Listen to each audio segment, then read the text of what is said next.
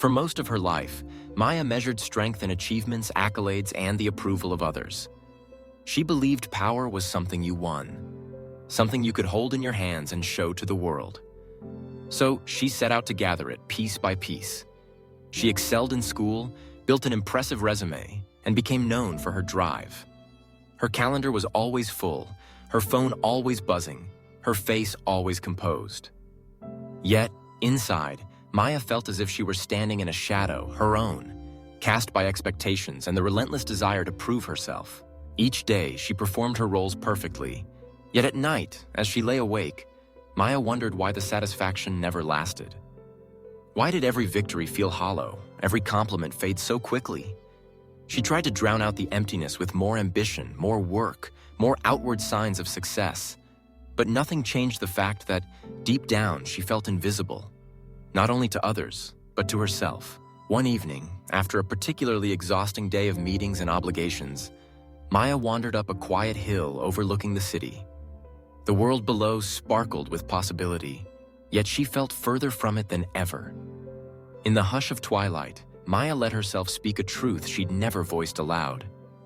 If real strength lies out there, why do I feel so small? The wind carried her words away, but in their absence, a new voice emerged. It was gentle, unmistakably hers, speaking from somewhere deep inside. Your power isn't out there. It's in you, waiting to be lit.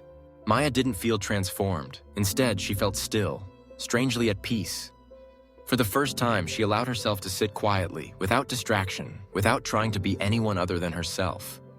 In the silence, she listened to her own heartbeat, remembered the values that once inspired her, and noticed small joys she'd long passed over. A child's laughter drifting up from the park, the sweet scent of pine needles underfoot, the comfort of her own breath. In those moments, she realized she had spent years chasing after something she already possessed: the strength to be present, the courage to act from love, not from fear. The next day, Maya made a choice. She began to seek meaning, not applause. She joined a community garden, tending seedlings with neighbors she barely knew. She mentored young artists, encouraging them to find their own voices.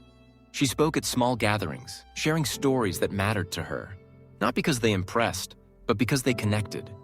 Her actions were simple, sometimes unnoticed, but each one was rooted in a newfound sense of purpose. Gradually, something shifted, not just within Maya, but in the world around her. People remarked on the warmth she brought into a room, the way her presence seemed to calm and inspire. Yet Maya remained unchanged, steady in her intention. She understood now that true power is not loud. It doesn't demand attention. It is quiet, consistent, and deeply rooted.